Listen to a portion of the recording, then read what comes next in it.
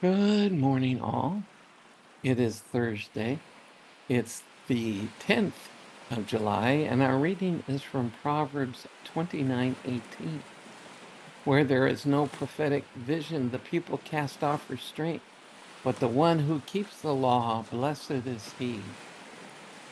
Now, the application for this for us today is that as a nation, we have lost the vision of God's law, of God's standards, of God's values. Yes, this was never a Christian nation, but it was certainly a nation founded on Judeo-Christian principles, God's standards. And the further this country has moved away from that, the further it has gone down the tubes. Is it going back to that today? I don't know. Time will tell. That's a matter of opinion, whatever.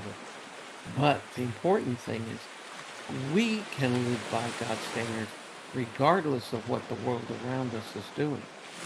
And as we are part of a community of believers living God's standards together, who knows what influence we may have on the community. But meanwhile, we will encourage one another by living that way. We will be strengthening and raising up our children in the Lord by living that way. And we will find peace in our hearts and contentment in our relationship with the Lord, no matter how the society around us is living. And so, regardless of how far a nation has drifted from the Lord, and in our study in Isaiah, which is going on simultaneously right now, that was the whole problem that Isaiah was threatening Judah with, was God was going to judge because they had drifted from God. This nation maybe isn't judged by God directly, but there are consequences to moving away from his standards that bring about judgment just by all of the destruction that's created by that movement.